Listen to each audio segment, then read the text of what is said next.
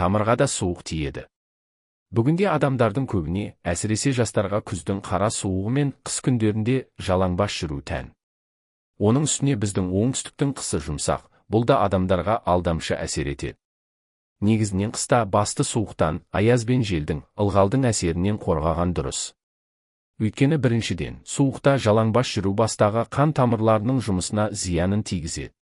Сосын бас үнемі ауырып жүруі мүмкін. Сондай-ақ жалаңбас жүру қарақұстағы, самайдағы жүйке жүйелеріне, құлаққа суық тиюіне соқтыруы ықтимал.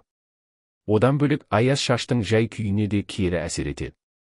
Осының ішіндегі ең қауіптісі бастағы тамыр суықтауы. Оның соңы бастағы қалыпты температураны бұзып, орталық жүйке жүйесіне зиянын тигізеді. Ал оның адам ағзасының барша әрекетін басқарып отыратыны белгілі, сондықтан қалыпты жұмысы бұзылса, оның жүрекке, асқазан мен бауырға да әсері бар. Мұның барлығын жұрт қашан зардабы өткенше аса сезінбейді. Сондықтан, мұрны бітеліп қалса ғана басым суықтаған-ау деп қойып жүре береді. Бүгінде адамдар, әсіресе жастар басын жиі жуатыны белгілі.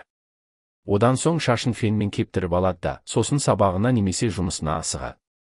Ал бұл кезде далада күн суық болуы мүмкін. Бұл кезде ылғалы толық кеппеген бас терісінде тамырлар тарылып, қан айналымы нашарлайды. Сондықтан 5 градустың суықтың өзінде де мүмкіндігінше бас киіммен жүрген жөн. Жылы жерден бірден суыққа шыққанда да басқа температура өзгерісі бірден осылай әсер етеді.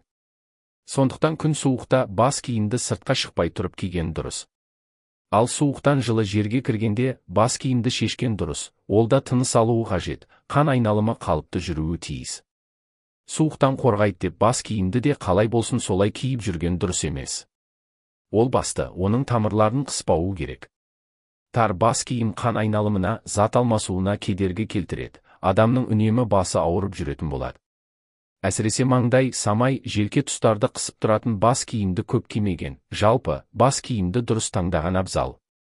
Жасанды терден тігілген бас киімдерді таңдағанда да, осындай жайларға назар аударған дұрыс.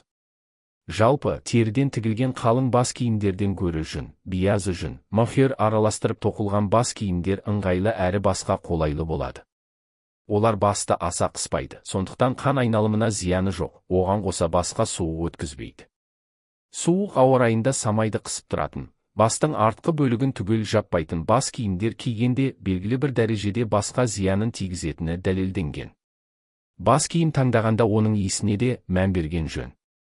Өйткені кейбір сауда орындарынан арнайы санитарлық ережелерсіз дайындалған бас киімдерді де кездестіруге болады. Оларды бояуға, денсаулыққа зиянды нәрселер қолданылған болуы мүмкін.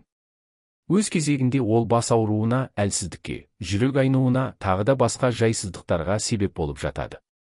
Әсіресе балаларға бас киім таңдағанда осыны есте сақтау керек. Өйткені бала ағзасы ондай зиянды нәрселерге сезімтал келеді. Естеріңізде болсын, ауа температурасы 0-ден төмендегеннен-ақ бас киім киюге дағдыланған дұрыс, жеңіл бас киімдер киюге болады. Ал температура 20 градустан төмендей бастаса теріден тігілген бас киім киген дұрыс. Күннің суықтығына қарамай жалаңбас жүретіндердің бір сылтауы, бас киім кисе шаш тез майланады деп ойлайды. Олай болуы да мүмкін. Дегенмен негізгі себеп бастағы зат алмасуында. Адам тәттіні, крахмалы мол, ұннан жасалған тағамдарды көп қолданған болуы мүмкін, соларды біршама азайтқан дұрыс. Сонымен қатар шашты қажетті витаминдермен қамтамасыз етуге тырысуы керек.